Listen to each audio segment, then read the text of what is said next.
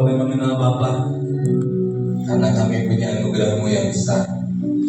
Kalau kami punya Allah pencipta langit dan bumi, karena kami tahu bahwa Roh Kudus yang menerangi hati dan pikiran kami, sehingga kami dimampukan untuk melihat Allah yang begitu luar biasa, Allah pencipta langit dan bumi, Allah yang menguasai alam semesta raya,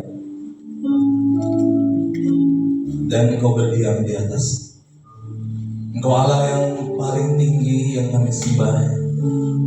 Kami mengenal Engkau ya Bapa, karena kami mengenal kasih-Mu melalui Yesus Tuhan, Allah sendiri yang mau datang ke dalam manusia, ke dalam dunia ini menjadi manusia. Terima kasih Engkau Tuhan Yesus, kalau Engkau rela datang ke dalam dunia ini jadi manusia. Engkau memberi teladan bagi kami bagaimana kami harus hidup menjadi murid-murid-Mu Tuhan. Dan Engkau mati, Engkau taat sampai mati di atas kayu salib, mati dan dikuburkan dan bangkit pada hari yang ketiga. Terima kasih Tuhan Yesus, Engkau yang menyediakan tempat bagi kami atas kenaikan-Mu ke surga mulia.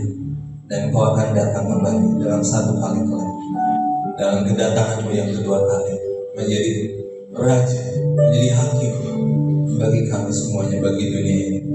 Terima kasih Roh Kudus yang memampukan Engkau, memampukan kami untuk kami boleh menilai Bapa, menilai Yesus Tuhan. Bukan karena kami kuat, bukan karena kami gagah, tetapi Engkau memberikan kasih karunia-Mu yang begitu dalam bagi kami. Terangi hati dan pikiran kami Tuhan hari ini.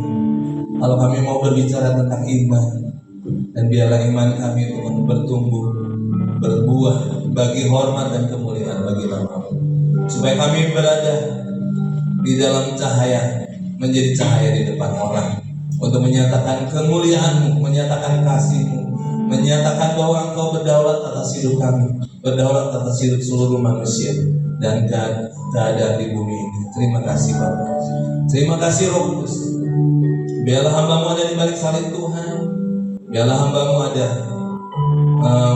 terus untuk menjadi rendah, tetapi Engkau yang ditinggikan, dimuliakan, dijauhkan dari kesombongan, dijauhkan dari peninggian diri, tetapi biarlah Tuhan yang dimuliakan, dipuji-puji dan ditinggikan. Terima kasih Bapa, terima kasih Tuhan Yesus, terima kasih Roh Kudus. Biarlah firman Tuhan akan jatuh di tanah yang subur, bukan saja berakar, bukan saja bertumbuh, tetapi berbuah lebat bagi hormat dan kemuliaan bagi nama Tuhan. Terpujilah nama-Mu Bapa. Terima kasih Tuhan Yesus, terima kasih Roh Kudus. Segala pujian, segala hormat, segala kemuliaan hanya bagi nama Tuhan. Yang percaya kita katakan amin. Beri kemuliaan buat Tuhan kita.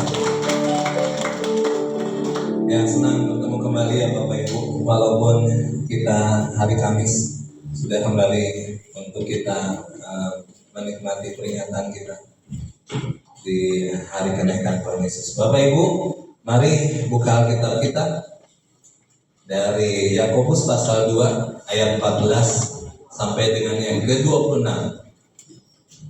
Judul yang kita mau renungkan pada pagi hari ini adalah iman yang unggul membawa perbuatan yang unggul. Dari Yakobus pasal yang kedua ayat 14 sampai dengan yang ke-26. Mari kita bangkit berdiri, kita akan membacanya bersama-sama. Judul dari perikop ini adalah iman tanpa perbuatan, pada hakikatnya adalah mati. Ya, nanti saya baca ayat yang 14, Bapak Ibu ayat yang ke-15, dan begitu bergantian ya. Yakobus pasal 2 ayat 14 sampai 26. Apakah gunanya saudara-saudaraku jika seorang mengatakan bahwa ia mempunyai iman, padahal ia tidak mempunyai perbuatan? Dapatkah iman itu menyelamatkan dia? Jika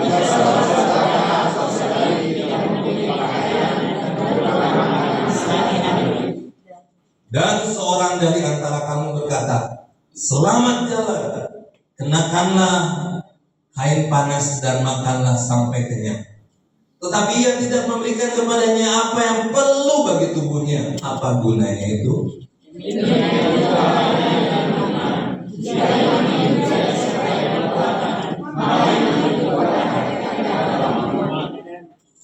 Tetapi mungkin ada orang berkata, padamu ada iman dan padaku ada perbuatan. Aku akan menjawab dia, tunjukkanlah kepadaku imanmu itu tanpa perbuatan, dan aku akan menunjukkan kepadamu imanku dari perbuatan-perbuatanku.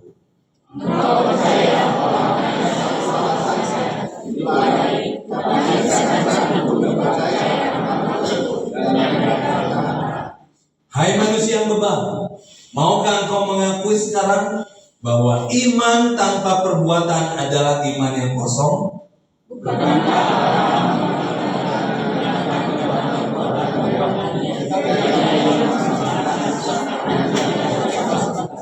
Kamu lihat bahwa iman bekerja sama dengan perbuatan-perbuatan, dan oleh perbuatan-perbuatan itu iman menjadi sempurna.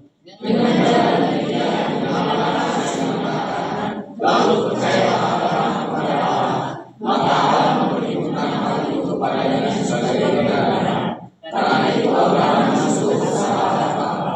jadi kamu lihat bahwa manusia dibenarkan karena perbuatan-perbuatannya dan bukan hanya karena iman.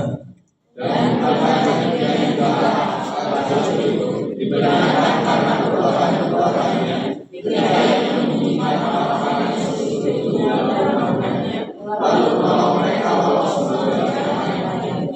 Sebab seperti tubuh tanpa roh adalah mati, demikian jugalah iman tanpa perbuatan-perbuatan adalah mati. Mari kita bersama-sama Yakobus 2 ayat yang ke-17 atau 23. Demikian juga halnya dengan iman. Jika iman itu tidak disertai perbuatan, maka iman itu pada hakikatnya adalah mati. Amin. Silakan dulu kembali. Bapak Ibu, ini saya punya sebuah apa? Namanya ini apa?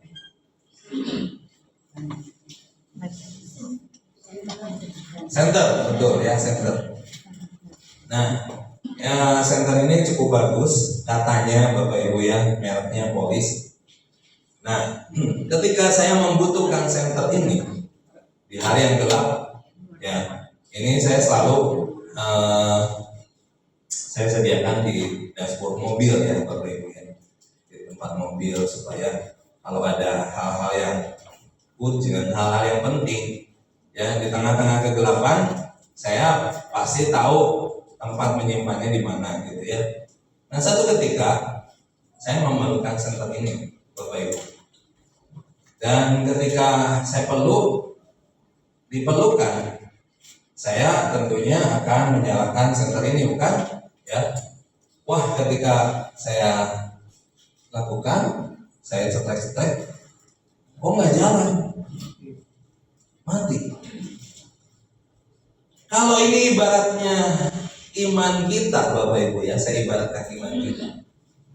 Ketika iman kita dibutuhkan, tapi nggak ada sesuatu, ya, saya ceteknya nggak jalan.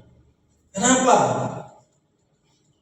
Ternyata Bapak Ibu, kalau saya lihat nggak ada baterainya, ya.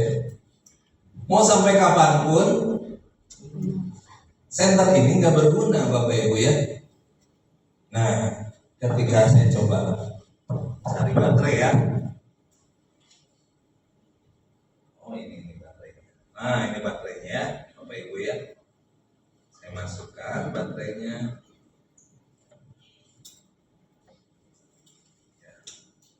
Nah, ternyata center ini berfungsi. Kalau nggak ada baterainya, Bapak Ibu, center ini berfungsi nggak sebagai center? Enggak. Percuma disebut center dengan apa ya? Dengan mereknya yang bagus, ya. Percuma. Ya, nah itulah iman yang pada hakikatnya tanpa perbuatan. Ya, kalau baterai disebut, saya ibaratkan sebagai perbuatan. Iman itu nggak ada gunanya, Bapak Ibu. Hanya sebagai iman nggak ada gunanya gitu. Pada hakikatnya mati. Jadi kalau mati kosong, Bapak Ibu ya, nggak ada perubahan apapun, dicelek-celek di apapun, malah waktu mau berfungsi, mau minta fungsinya nggak ada. Oh ternyata yang menggerakkannya itu adalah baterai. Baterai itu adalah perbuatan. Nah Yakobus menggambarkan kepada kita apa yang kita baca, iman tanpa perbuatan hakikatnya adalah mati. Ya, Yakobus menuliskan ini kepada orang-orang Yahudi di perantauan. Ya, itu menjelaskan kepada kita bahwa hakikatnya iman tanpa perbuatan adalah mati, Bapak Ibu ya.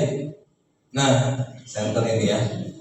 Yang pertama kita dari pembacaan dari poin ini kita dapat 3 poin. Yang pertama adalah iman yang unggul itu tahu saja nggak cukup Bapak Ibu. Harus lakukan. Kita nyanyi hari ini dengan hebatnya, dengan luar biasanya. Allah kita heran dan besar, Allah yang heran loh. Begitu bersemangat Bapak Ibu. Ketika pulang, tulis ya, beas eueuh.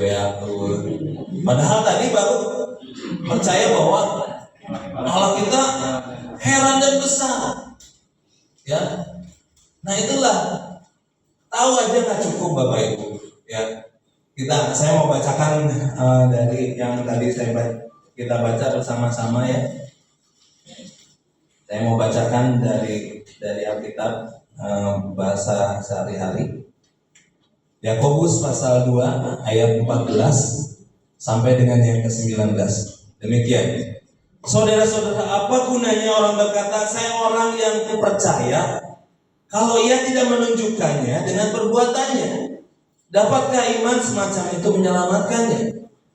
Ayat 15. Seandainya seorang saudara atau saudari memerlukan pakaian dan tidak mempunyai cukup makanan untuk sehari-hari, apa gunanya kalian berkata kepadanya selamat memakai pakaian yang hangat dan selamat makan, kalau kalian tidak memberikan kepadanya apa yang diperlukan untuk hidup?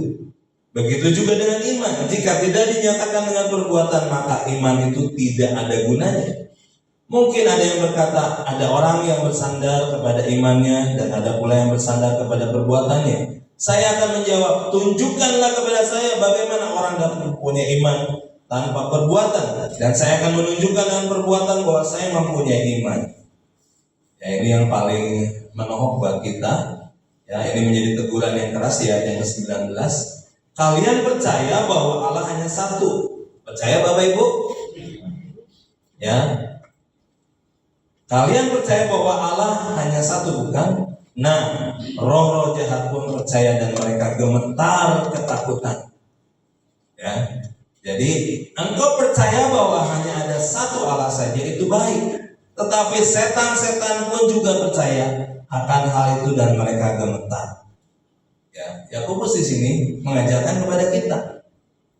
Kalau kita hanya tahu saja bahwa Allah kita hebat, Allah kita luar biasa, itu baik katanya ya. Tapi setan-setan pun percaya bahwa Allah itu adalah penguasa alam semesta. Tahu nggak Bapak Ibu, setan itu dari mana? Iblis itu dari mana? Sebenarnya sebenarnya iblis, setan, penguasa-penguasa, penghulu-penghulu di dunia ini, itu adalah tadinya adalah malaikat-malaikat. Bahkan Lucifer itu adalah malaikat pujian Bapak Ibu. Ya, menjadi tangan kanannya Allah. Tetapi karena seperti Adam, ya, ingin seperti Allah, seperti orang yang membuat menara Babel, ingin tinggi seperti Allah, makanya mereka memberontak. Dan sepertiga dari malaikat itu dibawa sama Lucifer. Bayangkan sepertiganya Bapak Ibu ya. Kalau misalnya ada kue satu gitu, dibagi 3 nih, dibagi 3. Nah sepertiganya itu adalah setan-setan, iblis-iblis. Makanya banyak sekali setan dan iblis ya, Bapak Ibu. Jangan lihat di pojokan, jangan lihat di kamar mandi. Di sini juga ada Bapak Ibu, ya. Karena begitu banyaknya penguasa-penguasa dan penghulu-penghulu di dunia. Ya, setan itu dibuanglah ke bumi sepertiganya, dan Lucifer adalah pemimpin tertinggi dari setan itu. Setan percaya lebih dari kita percayanya bahwa Allah itu mencipta alam semesta, ya Bapak Ibu, dari dulu sampai sekarang. Makanya apa yang membedakan kita dengan setan-setan? Kalau kita hanya tahu saja Bapak Ibu bahwa Allah itu pencipta langit dan bumi, Dia hebat, Dia menguasai alam semesta ini. Setan pun percaya itu. Dikatakan mereka takut dan gemetar. Hanya itu saja, ya, pernyataan iblis. Ketika Tuhan Yesus dicobai di padang gurun di dalam Matius 4 pasal 4, ya, Bapak Ibu nanti bisa baca. Iblis memperlihatkan segala kekayaan dunia. Iblis memperlihatkan, katanya, kalau menyatakan bahwa engkau, katanya, kalau menjatuhkan diri dari hubungan baik Allah itu akan di apa ya, nanti ada yang nolong lah di bawahnya, seperti itu, ya. Terus iblis memerintahkan, ayo Tuhan Yesus jadikan batu ini roti. Bisa nggak sih Tuhan Yesus jadikan semuanya itu? Tuhan jadikan semua kekayaan itu? Bisa, Bapak Ibu. Tapi Tuhan Yesus tidak mau turun, ya, tidak mau menyerahkan diri dan tidak mau turun. Itulah perbedaannya iblis dengan kita sebagai orang percaya seharusnya, ya Bapak Ibu, ya. Jadi kalau kita hanya tahu saja, iblis pun tahu. Tetapi yang membedakan orang percaya dengan iblis adalah kita percaya bahwa Yesus Tuhan adalah juru selamat kita, dan kita menyerahkan diri dan taat kepadanya. Itu yang enggak dilakukan sama iblis dan setan, ya Bapak Ibu, ya. Kita menyerahkan diri, kita percaya kepada Yesus Tuhan. Siapa di sini yang percaya pada Yesus Tuhan sebagai Allah dan juru selamat kita? Ya, itulah yang membedakannya. Dan kita menyerahkan diri kita untuk dipimpin oleh Tuhan. Ya, jadi Bapak Ibu,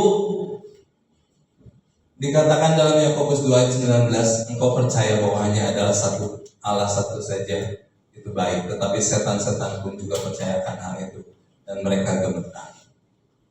Ya. Nah Bapak Ibu, bayangkan ada seorang atlet nih, ceritanya ada seorang atlet tenis. Dia dia tahu bahwa raket yang paling mahal itu mereknya apa? Ada yang tahu? Wilson, ya, Wilson. Nah, terus dia tahu bagaimana cara bermainnya. Dia mempersiapkannya, lapangannya berapa besar, ya. Lalu cara bermainnya dia tahu, semuanya dia tahu. Tetapi dia hanya mengamati, dia tidak melakukannya. Apakah ini disebut seorang atlet, Bapak Ibu? Itu adalah seorang pengamat, ya. Bagaimana nanti kalau misalnya memukulnya seperti apa, ya, ada hands, ada apa segala macam, ada smash dan lain sebagainya, dia tahu trik-triknya, dia tahu.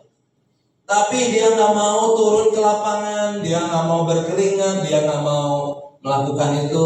Kira-kira ini disebut atlet bukan? Bukan, Bapak Ibu. Dia adalah seorang pengamat, ya. Seorang atlet itu bukan hanya dia tahu bahwa ada raket mahal namanya Wilson.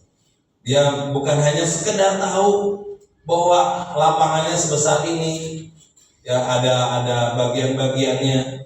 Kalau single keluarnya di mana, kalau double gimana caranya dan lain sebagainya. Dia bukan hanya sekedar tahu bagaimana dia smash, bagaimana dia menahan bola, tapi dia mengalaminya, Bapak Ibu. Ya. Dia lakukan itu, dia berlatih sedemikian. Bagaimana caranya match, bagaimana dia menahan bola, bagaimana dia bisa memenangkan pertandingan. Itulah namanya iman, ya, disertai dengan perbuatan. Nah Bapak Ibu, ya, kita belajar dari hal yang kedua. Tadi hal yang pertama, kalau iman kita unggul, tahu saja tidak cukup, harus lakukan. Ya, bukan saja kita percaya bahwa Yesus Tuhan itu adalah juru selamat kita, bahwa Tuhan Yesus itu memberikan teladan buat kita. Bukan hanya itu saja, tapi kita lakukan sebagai murid-murid Yesus, bukan? Ya, Bapak Ibu. Ya, hal yang kedua, iman yang unggul itu terbukti melalui ketaatan yang total. Dikatakan di dalam Yakobus pasalnya yang ke-20 sampai dengan yang ke-24, saya bacakan buat Bapak Ibu. Perhatikan, kalian bodoh sekali. Apakah perlu dibuktikan kepadamu bahwa tidak ada gunanya mempunyai iman tanpa perbuatan? Lihat saja Abraham, nenek moyang kita. Ia diterima baik oleh Allah karena perbuatannya, yaitu pada waktu ia mempersembahkan Ishak anaknya kepada Allah di atas mezbah. Di sini jelaslah bahwa iman harus ditunjukkan dengan perbuatan supaya menjadi sempurna. Itu sesuai dengan ayat Alkitab ini. Abraham percaya kepada Allah, dan karena imannya itu Allah menerimanya sebagai orang yang melakukan kehendak Allah. Itu sebabnya Abraham disebut sahabat Allah. Jelaslah sekarang bahwa orang diterima baik oleh Allah karena apa yang dilakukan oleh orang itu, dan bukan hanya karena imannya saja. Ya, jadi Bapak Ibu, lihat Abraham dibenarkan bukan hanya pada saat ia memandang bintang di langit dan melihat pasir di lautan, karena Allah berjanji di dalam Kejadian pasal 15 bahwa keturunanmu akan seperti bintang di langit, akan seperti pasir di laut. Betul ya? Kejadian gak jadi Allah? Terjadi. Karena dia bukan hanya melihat ke langit dan melihat pasir di lautan, tetapi dia bertindak, Bapak Ibu. Dia melangkah menaiki Gunung Moria untuk mempersembahkan Ishak. Sesuatu yang luar biasa. Sesuatu yang luar biasa. Yang menjadi kebanggaannya, mungkin yang menjadi prioritasnya, menjadi tujuan hidupnya ketika dia mendapatkan Ishak, ya, di tengah dia sudah uzur, sudah lanjut usia, ya, umurnya 100 tahun, Sarah 90 tahun. Di masa tuanya dia mendapatkan anak yang dinanti-nantikan. Begitu menjadi fokus dalam hidupnya, betul. Tetapi dia mau serahkan Ishak dengan iman bahwa Allah yang menjadi providensianya, Allah yang mencukupkan, Allah yang menyediakan. Makanya ketika dia mau lakukan itu, Tuhan tahu hatinya itu benar-benar tulus untuk mempersembahkan sesuatu yang luar biasa dalam hidupnya kepada Allah. Itu mungkin satu-satunya pengharapan, itu satu-satunya andalannya, ya, di masa tuanya menjadi keturunannya. Dan kita lihat di dalam Kejadian pasal 22 bagaimana Abraham menyerahkan Ishak. Tetapi Tuhan tahu dan menggantikannya dengan domba, ya, pada waktu itu, sehingga Abraham bilang bahwa Allah menyediakan, Allah menjadi providensianya bagi kita semua. Mungkin ada hal yang sulit bagi kita, Bapak Ibu, untuk mempersembahkan sesuatu kepada Allah yang terbaik. Karena ada banyak hal memberikan pertimbangan. Tetapi ingatlah Bapak Ibu, iman tanpa perbuatan pada hakikatnya adalah mati. Ya. Abraham secara totalitas dia memberikan dirinya, bukan hanya bukan saja lihat menggenapi janji Tuhan, tetapi Abraham disebut apa? Sahabat Allah. Luar biasa, ya. Siapa manusia menjadi sahabat Allah?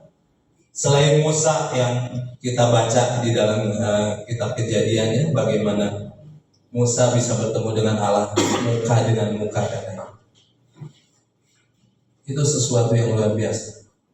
Abraham Sampai hari ini kita menjadi keturunan Abraham, ya. Walaupun bukan dari garis keturunan langsung Abraham, ya Bapak Ibu ya. Tapi kita percaya bahwa kita adalah keturunan Abraham dan kita boleh mewarisi. Ketaatan adalah bahasa kasih dari iman. Seringkali kita pengen iman yang unggul itu ya Bapak Ibu ya, yang dinyatakan Tuhan di dalam kehidupan sehari-hari. Tetapi kita nggak mau bertindak, kita tidak mau melakukannya itu Bapak Ibu ya. Itu menjadi sesuatu yang mustahil kan. Kalau tadi kita belajar, kita tahu bahwa Allah kita hebat luar biasa, tahu aja nggak cukup, tapi harus lakukan. Ya, lakukan dengan apa? Dengan totalitas Bapak Ibu ya. Kalau Tuhan berjanji kepada kita, jangan kamu khawatir lihat burung di udara. Ya ini berbicara kepada saya Bapak Ibu ya, bukan kepada Bapak Ibu juga. Ya ketika saya mengalami banyak hal, aduh Tuhan, kayaknya Tuhan tuh sedang mempermain-mainkan gitu ya. Hidup saya ini seperti itu ya. Ketika saya mau memutuskan ini, datang gitu ya. Ketika saya pikir saya mau keluar dari biar aja deh gitu ya. Karena ada banyak pertimbangan. Karena saya sudah usia 56 ya Bapak Ibu ya. Sementara teman-teman saya itu di bawah saya. Sedangkan katanya kalau seorang agent itu kalau dia nggak punya koneksi harus punya promosi yang banyak, ya itu bisa closing Bapak Ibu ya. Jadi kalau kita nggak punya promosi, ya punya koneksi yang banyak itu cukup. Tapi kalau kita nggak punya koneksi, nggak punya relasi yang banyak, ya perlu promosi. Hari ini Bapak Ibu, kalau kita mau branding diri ya, kalau kita menunjukkan siapa kita, itu kita harus viral ya, lewat TikTok lah, lewat apapun gitu ya. Tetangga saya pagi-pagi subuh-subuh saya dengar ada lagu apa ini teh ya, lagu India bukan, lagu apa bukan gitu, dangdut bukan, apa bukan. Ternyata ya Bapak Ibu, tetangga saya lagi gini aja. Ya boleh dibilang itu tengah jalan lah gitu. Gitu ya. Salah katanya gitu. Temenin anaknya di situ di pinggir ya. Biar anaknya juga liburan. Itu betul-betul di jalan Bapak Ibu ya. Dengan banyak cara orang memviralkan seperti itu. Ya ketika saya saya teh merkiki Tuhan bisa tehnya. Susah loh Bapak Ibu. Tapi ya ketika saya udahlah saingannya nggak bisa. Ada satu teman saya itu mah ya semua dihubungin, semua pokoknya ada banner, ada apa gitu ya yang dijual dihubungin sampai jadi top listing itu bareng sama saya gitu. Kalau saya mah seminggu mungkin ngelistingnya 2 ya, kalau dia mungkin ada 20 kali ya. Satu minggu lebih dari 20, meningkat di minggu berikutnya 50 ya. Terus kan Kak, saya di rumah 1, 2, 3 tuh ada kuotanya gitu ya. Kuota ada 100, ada 500. Katanya nggak cukup buat saya. Saya bilang dari awal nggak cukup. Aduh, kata saya gimana caranya ini ya. Saya aja kalau dibilang 150 gitu ya, saya nggak ulang gitu. Gimana caranya ngelisting 150 ya? Bagi dia tuh nggak cukup katanya. Benar Bapak Ibu, setiap apapun dia. Jadi akhirnya ketika saya udah nggak bisa lah, kayaknya udah bukan zamannya saya mau berhenti. Ternyata tuh ya, begitu mau berhenti ketemu orang, ini nitip ya, ini nitip ya, ini nitip ya, ini nitip ya. Aduh, saya pikir Tuhan ini teh langkah saya terhenti lagi. Ya buat ini kayaknya Tuhan mau nunjukin apa sih yang Tuhan mau gitu ya. Kadang-kadang kan kita pikir gitu ya, deket gitu ya. Deket apa satu yang mau udah jadi deal gitu ya, ternyata enggak dan lain sebagainya Bapak Ibu ya. Jadi Bapak Ibu kadang-kadang gitu ya dalam hidup ini kita sungguh beriman kepada Tuhan, kadang-kadang ada yang mendistract kita, ada yang menghalangi kita, sehingga kita membuat kita menjadi kecewa, menjadi down dan lain sebagainya. Tapi hal ini diingatkan kembali Bapak Ibu. Abraham tidak hanya melihat janji Tuhan, tetapi dia melakukannya. Ya. Dan bagaimana Tuhan menjadikan Abraham adalah sahabat Allah. Ya Bapak Ibu ya. Kemarin saya udah pikir, wah ini tanah Ciliwung nih. Ini udah berbina-bina, saya udah pikir jadi nih ya Bapak Ibu ya. Ternyata orangnya datang, katanya ini itu dan sebagainya. Kalau orang yang minat ya Bapak Ibu ya, saya ajak ke bawah gitu. Dia bilang, nggak usah lah, saya di sini aja. Saya udah bisa melihat bahwa orang ini nggak terlalu minat gitu dengan itu. Walaupun saya bilang ini ya, sudah gitu ya. Esokan harinya, bukan esokan harinya, malamnya ada orang yang itu tanahnya masih ada nggak? Masih ada kata saya. Ya ini yang teleponnya Pak Edi Lastra atau Pak Edi. Itu di sana ada, masih ada. Nanti hari Seninnya, nggak usah Senin lah saya bilang. Udah besok aja, besoknya kemarin ya hari Sabtu. Oh ya, itu. Ya udah katanya besok. Jadi saya balik lagi Bapak Ibu kemarin. Jamnya di jam sekian juga Bapak Ibu ya. Seperti itu. Walaupun ya sebagai agent ya harus datang lebih awal, nunggunya sejam Bapak Ibu. Saya luntang lantung di sana sini ya. Udah gitu udah kepanasan. Coba lihat itu. Ngeduh juga kan susah di mana gitu ya tempat teduhnya. Ya itulah. Tapi ya bersyukur. Nah kalau orang yang minat saya bawa ke bawah, dia ikut ke bawah sampai ke ujungnya gitu ya, sampai ke ujungnya, benar-benar ujungnya. Jadi waktu yang kemarin saya ninggalin, saya nggak enak mau ke ujungnya. Pak Teddy udah mau ke sana, ini di belakang yang calon bayarnya ada di belakang. Jadi saya mundur maju. Jadi saya udah cepet aja. Nah kalau kemarin malah di ujungnya lebih lama gitu ya. Kan tanah tuh ke bawah gitu ngetrem. Nah doakan saja Bapak Ibu ya, biar ini bisa deal lah ya. Dan ini menjadi cash flow kita menjadi lebih baik lagi ke depan. Nah itu jadi Bapak Ibu, iman itu harus disertai dengan perbuatan yang totalitas, bukan yang setengah-setengah.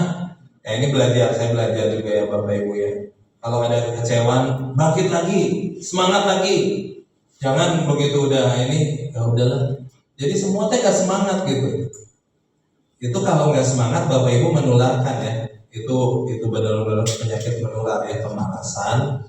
Ketidaksemangatan itu sangat menular. Jadi kalau kita bersemangat, orang-orang yang sekeliling kita pun ikut bersemangat. Ya, jadi Bapak Ibu, hal yang kedua tadi adalah iman yang unggul itu terbukti melalui ketaatan yang total. Ya.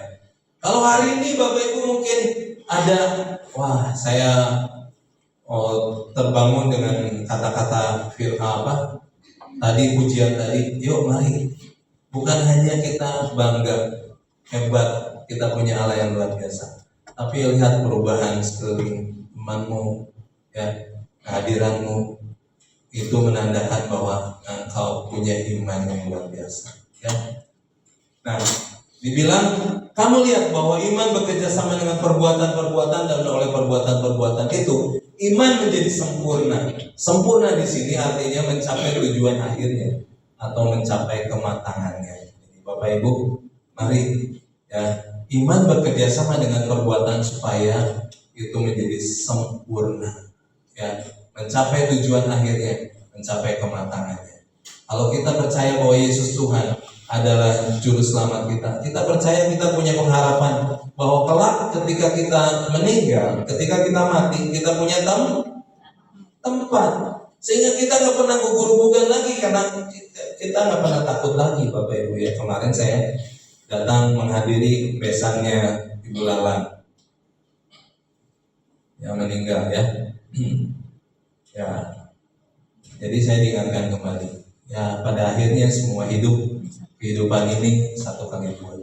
tapi bagaimana kita menjalani proses dalam iman kita kepada Tuhan yang lewat perbuatan-perbuatan kita itu menjadikan kita sempurna pada akhirnya, yang mencapai akhirnya, mencapai tujuannya dan dalam kematangannya. Jadi Bapak Ibu, ya nggak usah takut dalam hidup ini. Saya seusia seperti ini mengalami banyak hal juga ya Bapak Ibu. Mungkin ada banyak Bapak Ibu di tempat ini mengalami banyak hal dalam kehidupan dan mungkin lebih berpengalaman.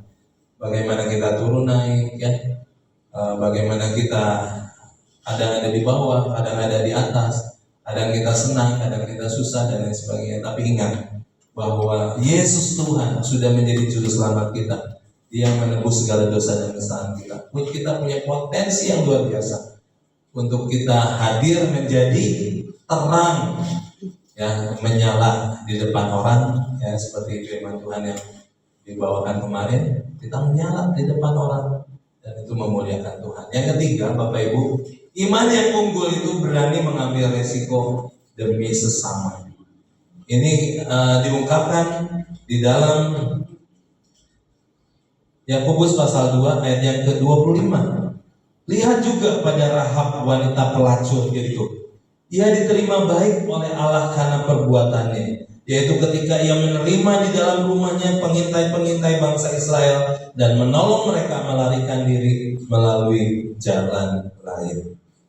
Lihat ya, siapa Rahab? Ya, disebut perempuan Sunda. Kalau di sini sebutnya pelacur, Bapak Ibu ya.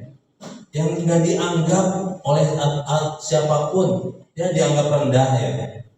Tetapi bagi Tuhan, Tuhan bisa pakai siapapun dari antara kita. Dia tidak melihat masa lalu kita, tetapi dia mau berani mengambil risiko. Ya, iman yang unggul ini adalah berani mengambil risiko. Ya, walaupun keadaan kami tidak terlalu baik, Bapak Ibu ya. Tetapi kami percaya bahwa Tuhan yang menyediakan segala sesuatunya bagi kami ya. Kami menolong orang dalam kesulitan karena berbagai hal ya. Dia harus pindah ke kota lain hanya demi untuk dia melunasi utang-utang. Walaupun dalam keterbatasan kami bantu Bapak Ibu ya, supaya kehadirannya bisa membantu. Dan itu walaupun kami harus menanggung ya, mungkin kami harus mengirit lebih ya, tidak makan di tempat-tempat yang mewah dan lain sebagainya, tidak main kemana-mana. Kami harus menolong dan bersyukur karena pertolongan itulah dia bersuka cita sampai hari ini ya Bapak Ibu ya. Dan bukan mungkin Bapak Ibu, walaupun di tengah-tengah keterbatasan kami ya, kami menolong seorang anak untuk bangkit, untuk menjadi talent ya, untuk bisa terus berkarya. Walaupun di tengah-tengah kami membutuhkan keuangan seperti itu ya Bapak Ibu ya. Tapi kami belajar untuk kami beriman kepada Tuhan dan kami berani mengambil risiko demi sesama. Dan hari ini kita bisa lihat ya, walaupun kadang-kadang sampai kapan ya gitu ya, sampai kapan kami harus bantu, tapi biarlah kiranya Tuhan yang memberikan kecukupan dan lain sebagainya. Dan kami merasakan bahwa Tuhan itu tidak pernah berhutang. Ya, walaupun keadaan seperti itu dan kami mau belajar, ada banyak hal, kami menolong orang di tengah segala kami pun merasa kesulitan, tapi Tuhan begitu baik ya. Tuhan tetap menyediakan, Tuhan tetap menolong. Ketika kami harus mengembalikan persepuluhan dengan di luar kesanggupan kami sebenarnya secara finansial, tetapi kami belajar taat kepada Tuhan, belajar beriman kepada Tuhan. Dan bagaimana Tuhan, Bapak Ibu lihat kami kekurangan hari ini? Ya tentu nggak bisa lihat ya dalam-dalamnya. Kalau kalau Bapak Ibu lihat, saya kalau main di mall gitu ya, selalu ditanya, Pak ini mobil baru Pak. Lalu didekati, Pak ini rumahnya bagus Pak gitu ya. Kata anak saya, Bapak penampilannya kayaknya kayak bos gitu. Amin gitu. Padahal saya juga seorang agent ya, dan saya bilang kalau orang mau kasih brosur, daripada saya bawa-bawa brosurnya ya, daripada saya buang, saya bilang, terima kasih, ya tetap semangat. Karena sesama sejawat ya, seperti itu. Nah jadi Bapak Ibu, Rahab seorang pelacur dipakai Tuhan karena dia berani mengambil risiko. Kalau dia ketahuan, pasti akan dibunuh, udah pasti oleh Raja Yeriko. Tetapi karena imannya, ya ketika bangsa Israel mengelilingi 7 kali dan tembok itu runtuh dan Tuhan bilang harus dihabiskan semua penduduk Yeriko, hanya Rahab karena janji Tuhan yang luar biasa, karena imannya yang berani mengambil risiko, dia selamat dari genosida, dari pembantaian semuanya. Ya, Bapak Ibu lihat hari ini, iman tanpa perbuatan hakikatnya adalah mati. Lihat sekeliling Bapak Ibu, ya kita nggak bisa katanya tadi kita sudah melihat ya, iman yang unggul, iman yang tidak egois, iman yang melihat keluar, melihat kebutuhan sesama dan berani mengambil risiko. Dan tadi kita lihat ya, katanya selamat menikmati makan malam, selamat menikmati selimut yang hangat ya. Padahal itu hanya ucapan belaka. Selamat. Ya kalau kita berbicara tentang kunjungan visitasi, nggak mungkin juga saya hanya bilang selamat ya Bapak Ibu. Ketika kekurangan, mungkin kita juga nggak mungkin harus menutup mata. Kita harus memberikan sesuatu dan lain sebagainya. Ya, jadi Bapak Ibu belajarlah dari Rahab, belajarlah dari Yakobus yang bilang kita nggak bisa bilang selamat jalan, selamat menikmati makanan hangat, selamat menikmati selimut yang hangat, sementara tubuhnya menggigil Bapak Ibu. Tentunya harus kita lakukan sesuatu, betul? Itulah iman yang mengambil resiko, bukan hanya omdo, bukan hanya omong doang, ya Bapak Ibu ya. Dan ini belajar buat saya Bapak Ibu. Kadang-kadang malas juga gitu ya, malas juga hanya kalau ngomong itu kan gampang ya Bapak Ibu, yang ngomong gampang. Tapi kalau kita melakukan dan memberikan pengorbanan, kemarin kami janji ya pada anak-anak yang ulang tahun. Kamu pengen apa ulang tahunnya? Saya pengen pizza katanya. Oh iya lah, pizza nggak terlalu mahal. Ya. Terus ada satu anak. Kamu pengen apa? Pengen Barbie.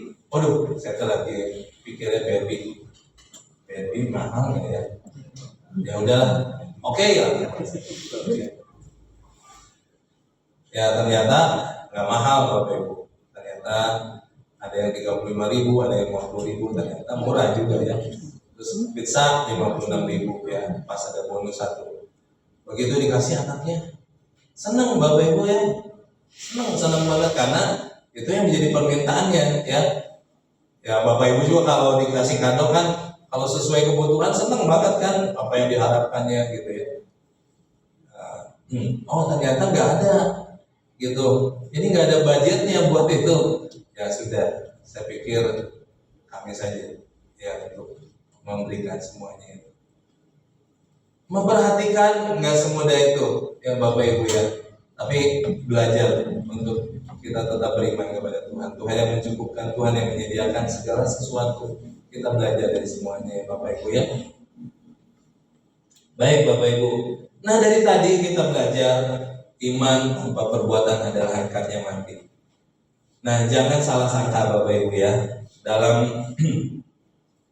Roma 3 ayat 28 katakan, ini dari Rasul Paulus ya. Manusia dibenarkan karena iman tanpa perbuatan hukum Taurat. Jadi ada sesuatu yang mungkin bertentangan ya. Dan ini juga yang menjadi skripsi teman saya. Teman saya kan ngambil dari Yakobus pasal 2 ayat 17 tadi ya, iman tanpa perbuatan akarnya adalah mati gitu. Wah, dia bingung dengan yang Rasul Paulus bilang bahwa manusia dibenarkan karena iman dan tanpa perbuatan hukum Taurat seperti itu ya. Jadi kalau ada ini nggak bertentangan Bapak Ibu ya. Rasul Paulus ingin mengajarkan kepada orang-orang bahwa keselamatan itu bukan hasil perbuatan kita. Ya, itu hanya anugerah. Nah, Yakobus itu menegaskan kepada kita, hei orang-orang yang sudah menerima anugerah Tuhan, ya, jangan malas. Bukan jadi alasan, oh saya sudah terima anugerah Tuhan sehingga saya tidak melakukan perbuatan yang baik. Itu jelas ya Bapak Ibu ya, tidak ada pertentangan antara Rasul Paulus dengan Yakobus, tetapi hanya menegaskan bahwa Rasul Paulus bilang bahwa kita dibenarkan oleh iman tanpa perbuatan hukum Taurat. Ya. Tetapi Yakobus menjelaskan kepada kita bahwa kita sudah diberikan anugerah dari Tuhan. Ya. Bukan hanya kita menikmati anugerah itu, ayo lakukan. Itulah kebenarannya ya. Jadi Bapak Ibu, ini ada John Calvin, seorang reformator Kristen ya Bapak Ibu ya, memberikan statement seperti ini. Faith alone justifies, but the faith which justifies is not alone. Artinya hanya iman saja yang membenarkan. Ini dari Rasul Paulus ya. Tetapi iman yang membenarkan itu tidak pernah sendirian. Maksudnya iman yang benar itu harus dilakukan dalam perbuatan-perbuatan kita. Ya, jadi Bapak Ibu ya, tahu aja nggak cukup. Kita bersyukur karena anugerah Tuhan yang besar, tapi nggak cukup kita menerima anugerah yang besar itu. Kita harus lakukan di dalam kehidupan sehari-hari, menyatakan iman kita bahwa Yesus itu hidup, bahwa Yesus itu memberikan anugerah buat kita, Yesus itu mati buat kita, sehingga kita menjadi murid-murid Yesus yang luar biasa, yang bukan hanya jago teorinya, tapi jago prakteknya juga. Itu ya Bapak Ibu ya. Jadi apa yang harus kita lakukan? Berhentilah hanya pada tahap simpati dan mulailah berempati melalui aksi. Ya. Jadi Bapak Ibu kalau lihat ada teman kita yang mengalami kesulitan hari ini, bukan hanya berdoa untuknya. Apa yang bisa saya lakukan buat Bapak Ibu dan sebagainya. Tentu berat Bapak Ibu ya. Kalau kita lakukan itu, kalau berdoa saja sih semuanya bisa.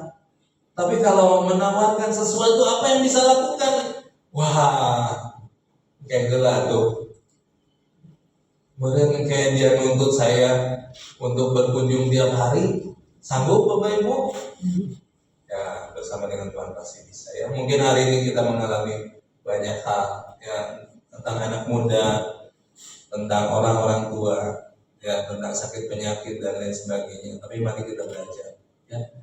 Bukan hanya tingkat simpati, tapi berempati, ikut merasakan.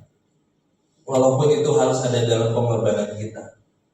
Jadilah pengikut-pengikut Kristus yang benar-benar qualified, yang sama seperti. Jelas ya Bapak Ibu ya, apa yang ada di sekeliling kita. Kalau hari ini mengetuk Bapak Ibu untuk kita belajar bersama-sama ya, untuk menjadi seorang jemaat, karena kita punya kebutuhan hari ini, karena kita masih kekurangan cash flow, uang dan lain sebagainya untuk berputar dan lain sebagainya. Kalau ada ajakan kasih untuk kita melibatkan diri, nggak harus lihat kiri kanan Bapak Ibu, dan yang kita maksudkan juga tidak di luar kemampuan Bapak Ibu ya. Kalau itu 100.000, 200.000, 300.000, keterlibatan dan partisipasi Bapak Ibu itu yang sungguh itu menjadi apa ya, buat kami terharu sih, gitu ya. Jadi Bapak Ibu ada ajakan kasih, kita mau kontrak sewa ini 1 tahun lagi, itu sebesar kemarin kan sudah disebutkan ya 32, 1 juta itu 33. Ternyata 32-nya itu nggak tahu itu udah dipotong. Karena seperti biasa bapaknya bilang gini, Saya kasih seperti ini ya, saya kasih berikan persepuluhan. Jadi dia terima uangnya, lalu dia berikan lagi persepuluhan seperti itu. Ya, jadi ya mungkin kami anggap itu ada persepuluhan yang diberikan. Gitu. Jadi angkanya 36 juta. Ya. Tetapi kalau mungkin nanti berlebih kita pun akan kembalikan kepada kas gereja. Itu nggak ada yang di markup, nggak ada yang buat satu pribadi lepas pribadi, enggak. Itu buat kita semuanya ya Bapak Ibu ya. Mari terlibat. 50.000, 25.000, 20.000 nggak ada masalah. Bukan dari itu. Jadi nanti kalau lihat, 2 juta, 1 juta, saya bayar 20.000 mah tuh ini sedikit, nggak ada yang kayak gitu Bapak Ibu ya. Nggak ada. Yuk kita buktikan bahwa kita punya iman yang hebat yang luar biasa, tapi nyatakan dalam perbuatan. Nah, kabar baiknya Bapak Ibu ya, kita melakukan perbuatan baik bukan supaya kita diselamatkan, melainkan karena kita sudah diselamatkan. Ya, jadi Bapak Ibu jangan salah ya Bapak Ibu ya. Kalau saya katakan iman tanpa perbuatan adalah hakikatnya mati, bukan dalam konteks keselamatan kita Bapak Ibu ya. Karena Yakobus bilang ini kepada orang-orang Yahudi di perantauan, bahwa kamu ini sudah diselamatkan, kamu sudah menerima anugerah. Ayo jangan malas-malas untuk melakukan perbuatan baik, untuk dilihat bahwa kamu punya iman yang teguh, kamu punya iman yang hebat. Ya, Tuhan Yesus sudah melakukannya itu bagi kita semuanya. Kita sudah menerima anugerah yang luar biasa. Tuhan Yesus yang sudah mati buat kita, dia dikuburkan dan bangkit pada hari yang ketiga. Dia naik ke surga untuk menyediakan tempat bagi kita. Ya, jadi Bapak Ibu nggak ada tempatnya Bapak Ibu ya. Kalau kita percaya pada Yesus Tuhan, mengaku Dia sebagai juru selamat kita sudah punya tempat, punya kafling. Ya, tinggal nanti di bema itu, di pengadilan terakhir, di meja bema itu kita hanya dinyatakan hadiah-hadiah saja ya Bapak Ibu ya, karena kita sudah diselamatkan oleh darahnya, bukan karena perbuatan baik. Ingat ya, konteks dari kita ini adalah kita sudah diselamatkan, kita sudah ditebus, kita sudah menerima kasih karunia, tinggal apa? Perbuatan baik kita ya, itu yang menyempurnakan kita di dalam kekristenan kita. Oke, Bapak Ibu, kita mau merenungkan ini menjadi bagian dari kehidupan